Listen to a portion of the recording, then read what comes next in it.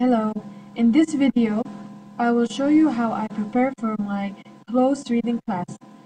My students are HR students, college students, and I have chosen a topic here about employee downsizing for them to read. It's an article I found on the internet.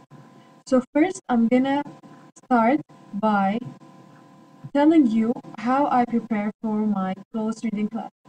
First of all, when I went to prepare for this, I asked my students what is close reading.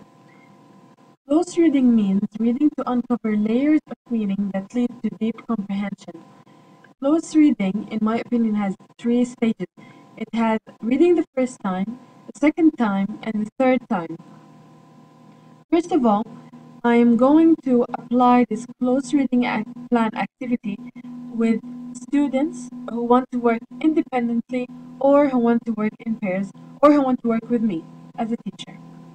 Before reading, I just show my students this case study and I ask them if they know what employee downsizing is. And we have a 2-minute discussion over this topic. What is the first thing you noticed in this passage? And any ideas about this topic?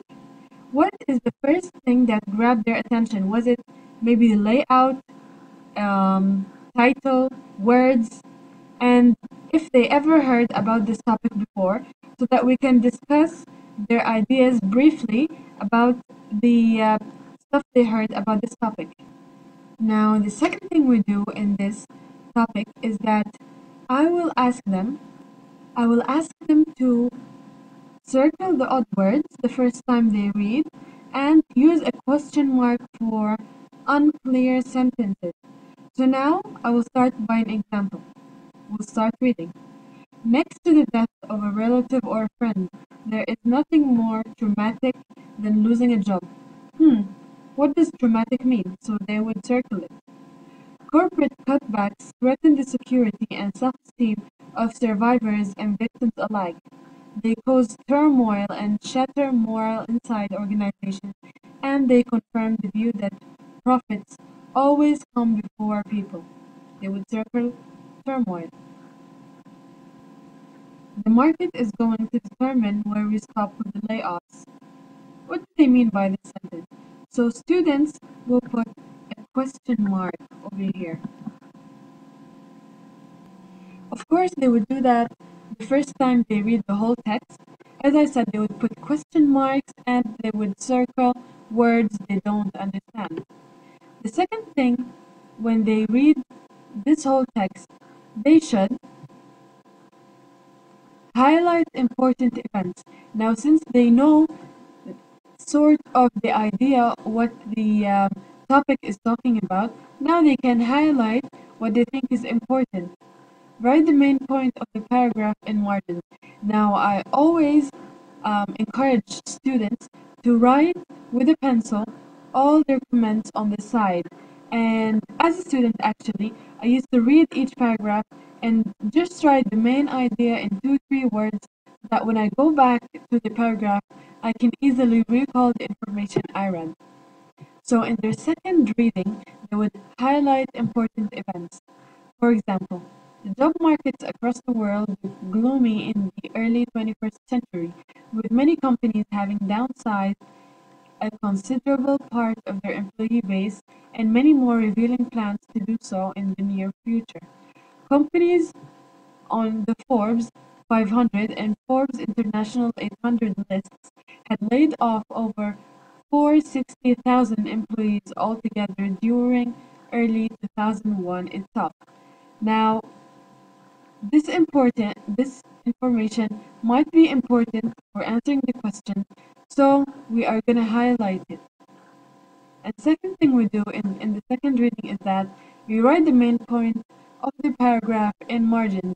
Now, what is the main point here? They are talking about how the market was gloomy and how companies downsized. So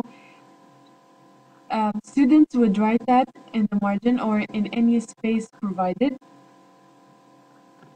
Now, after the reading the whole passage of employee downsizing, which I'll be giving my students, we are going to discuss the main ideas with a partner or with a teacher. Now, I always encourage discussing ideas because what a student looks at in the passage differs from what his colleague is looking at. Some students focus on certain things and maybe they can ignore others, but when we discuss the ideas and share what we have understood, we benefit much more. Now, the second thing we do in the third reading is that we gather evidence to answer questions of the text. Now, as we know, after each case study, we have questions we should answer. After the third reading, students would have clear idea about what the text is talking about and where would they find that text, especially that they have wrote the main point of the paragraph in the margin. And this is how they gather evidence to answer questions of the text. Now, this also can be used for the assessment in lesson planning, and it can really help students answer easily and understand because questions that are given in case studies are more of critical thinking questions. So it would wake up the brain cells and let the class have a very interesting discussion. Thank you.